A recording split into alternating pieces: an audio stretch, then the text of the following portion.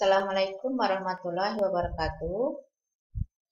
Kita masuk ke topik keempat ya, dari mata kuliah pengantar industri agro, yaitu konsep rendemen dan nilai tambah. Apa itu pengertian nilai tambah komoditas pertanian? Ini adalah pertambahan nilai suatu barang atau komoditas pertanian sebagai hasil pemberian perlakuan. Ya, apakah itu pasca panen, proses, atau pengubahan bentuk. Jadi kalau kita lihat gambar di slide ini, ya, jadi dari komoditas kelapa sawit, ya, kita olah menjadi CPO dan PKO, kemudian kita olah lagi menjadi minyak goreng. Maka dari setiap proses yang diberikan, maka akan memberikan pertambahan nilai dari produk yang dihasilkan. Ya. Dari kelapa sawit menjadi CPO dan PKO, maka ini ada tambahan nilai. Dari CPO dan PKO ini menjadi minyak goreng, ini juga ada pertambahan nilai. Jadi ada pengertian lain dari nilai tambah pertanian itu, yaitu adalah konversi hasil pertanian menjadi produk yang lebih bernilai, ya, atau peningkatan nilai ekonomi produk atau komoditas melalui pengolahan atau diversifikasi.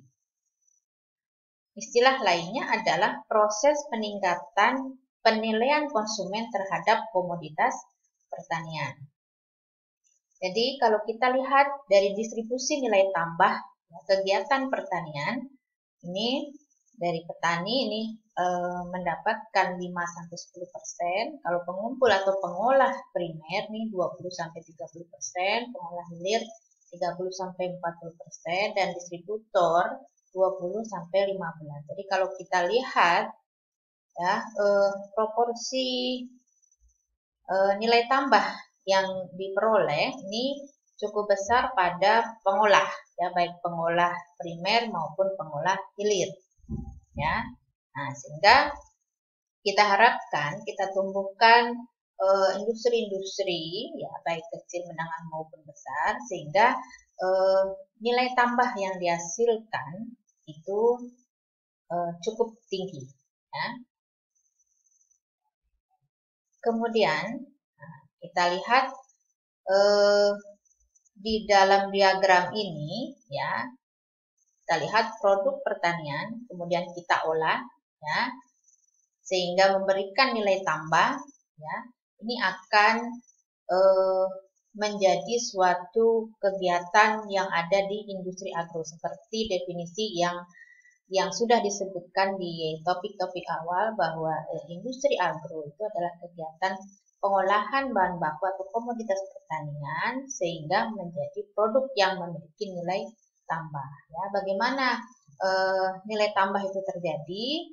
Kita lakukan teknologi pasca panen maupun proses pengolahan. Jadi kalau kita lihat gambar di sini, ya, contoh komoditas singkong, ini nilainya, ya, jika dinilai ini hanya contoh saja, 500 per kilo, kita olah menjadi singkong goreng atau ubi goreng ini menjadi 500 per biji, di mana 1 kg singkong ini bisa menjadi 10 biji misalnya, ya. Kemudian jika diolah menjadi tepung tapioka, ya, ini nilainya bertambah lagi. Kemudian diolah lagi menjadi, maaf, tadi itu adalah masih pati, tepung, ya, tepung. Kalau ini menjadi pati tapioka, ya, tepung tapioka dan pati tapioka, ya. Kemudian terakhir menjadi etanol. Ini juga akan menambah atau meningkatkan nilai tambah. Ya. Oke, jadi bagaimana proses pembentukan nilai tambah? Ya, itu bisa kita lakukan, ya, tidak hanya melalui proses pengolahan saja, tetapi banyak sisi lain yang bisa kita lakukan. Yang pertama adalah perbaikan mutu, ya. Kemudian menekan susut, kemudian penanganan pasca panen, pengolahan hasil maupun kegiatan dari diversifikasi produk. Ya. Jadi ini adalah pengertian nilai tambah ya dari beberapa referensi ya. Tadi sudah disebutkan secara garis besar itu adalah pertambahan nilai ya produk yang dihasilkan karena kegiatan proses pengolahan maupun kegiatan-kegiatan lainnya. Oke, ini juga masih istilah dari pengertian nilai tambah ya. Oke, ini juga masih serupa ya. Itu bisa dibaca di dalam slide-nya ya beberapa pengertian nilai tambah dari beberapa referensi sehingga menambah ya pengetahuan kita mengenai nilai tambah ya. Ini juga masih terkait tentang pengertian nilai tambah ya. Pertama, nilai suatu komoditas karena proses pengolahan ya atau kegiatan lainnya dalam suatu produksi ya. Oke, nah ini juga pengertian dari nilai tambah ya. Bisa dibaca nanti. Oke, selanjutnya adalah bagaimana ya atau peluang-peluang bagaimana meningkatkan nilai tambah dari produk atau komoditas kita ya. Ini banyak peluang kalau kita lihat dari sisi dimensinya ya. Ini bisa dari sisi waktu ya, lokasi, produk atau pelayanan, proses atau metode, informasi, insentif, kemudian inovasinya di sini ya, kemudian koordinasi ya. Jadi kita bisa melakukan kegiatan untuk meningkatkan nilai tambah dari komoditas atau produk yang kita hasilkan. Ini kira-kira dilihat dari sisi ya dimensi, inovasi maupun koordinasi ya. Nah, contoh ini juga peluang dari sektor pangan ya. Peluang nilai tambah bisa kita kembangkan menjadi pangan fungsional, pangan eksotik ya. Kemudian reposisi tradisional atau non pangan. Ini bisa menjadi kesehatan di sektor kesehatan, industrial atau hiburan pendidikan ya. Oke. Nah, selanjutnya kita akan membahas tentang perhitungan dari nilai tambah ya. Jadi sebelum kita melakukan perhitungan nilai tambah, kita harus kita mengenal istilah rendemen ya. Rendemen itu adalah persentase dari produk yang dikehendaki atau setelah dipisahkan dari yang tidak dikehendaki dan adanya susun ya. Jadi sebenarnya istilah rendemen itu sudah dikenalkan di awal ya. Jadi rendemen sama dengan persentase output per input ya. Nah, jadi kalau ada komoditas kita lakukan pengolahan ya menjadi produk, ini tidak 100% menjadi produk, tetapi ada pengurangan ya. Jadi persentase dari produk per bahan baku itu juga diistilahkan dengan rendemen. Contohnya di sini misalkan berat komoditas awal ini 100 kg, kemudian setelah kita olah, kita berikan perlakuan ya apakah itu kegiatan pasca panen maupun pengolahan menghasilkan produk beratnya 78 kg, maka rendemennya adalah 78 per 100 kalikan 100% ya. Ini menjadi 78%. Jadi rendemen juga kita istilahkan dengan faktor konversi ya. Kemudian di sini ada beberapa kata kunci ya nanti dalam perhitungan nilai tambah, yaitu tentang perlakuan ya. Jadi kita perlakuan apa yang diberikan ya, treatment apa yang kita berikan, apakah pasca panen atau pengolahan. Kemudian yang kedua adalah konversi ya. Kenapa dua ini? Jika perlakuan dan setiap tahap perlakuan yang kita berikan itu bisa dihitung ya nilai tambah dari akibat perlakuan tersebut ya. Kemudian konversi atau rendemennya ya, ini harus diketahui berapa ya.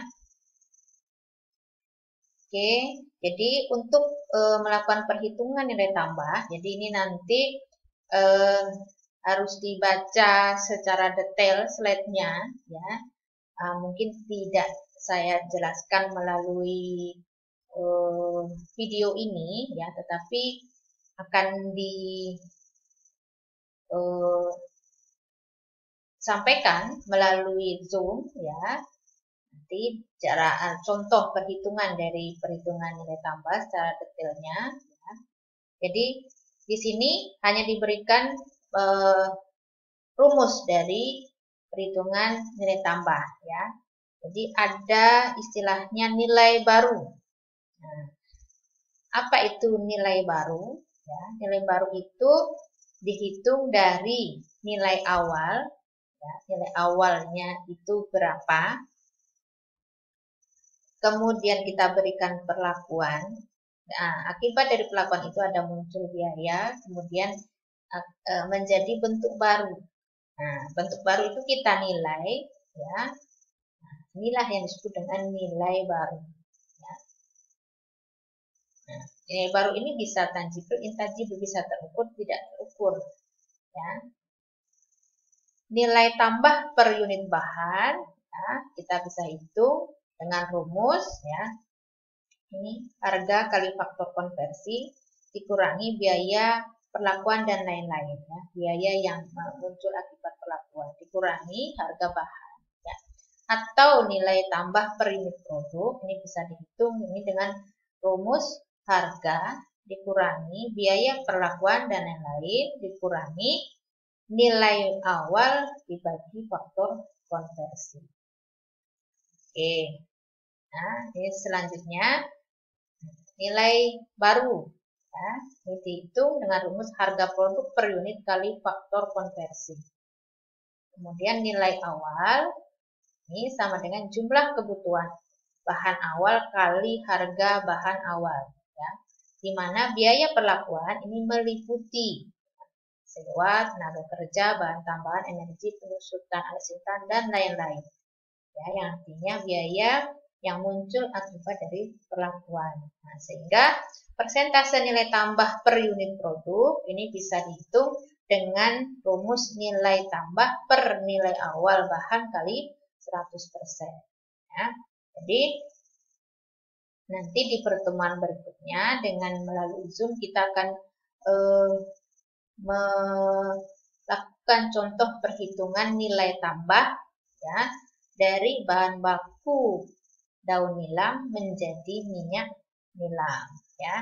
Jadi di sini saya hanya menyampaikan rumus-rumus ya, atau tahapan dalam rangka mencari nilai tambah. Oke, jadi ini contohnya ya. Contoh soalnya adalah daun nilam panen ya. Kita beri perlakuan pengeringan menjadi daun nilam kering ya, di mana rendemennya 40%, kemudian nilam kering kita berikan perlakuan penyulingan mendapatkan minyak nilam kasar, di mana rendemennya 2,5%. Kemudian minyak nilam kasar kita berikan perlakuan pemurnian untuk menghasilkan minyak nilam murni, di mana rendemennya pada tahap ini adalah 90%. Ya, pertanyaannya adalah berapa nilai tambah dari setiap tahapan dari proses pengolahan daun nilam menjadi minyak nilam murni. Ini bisa kita hitung ya. Jadi ini pertanyaannya adalah berapa nilai tambah dari masing-masing tahapan yang dilakukannya ya. Oke, mungkin sampai di sini ya. Penjelasannya ya, nanti kita akan jumpa di Zoom. Oke, terima kasih. Assalamualaikum warahmatullahi wabarakatuh.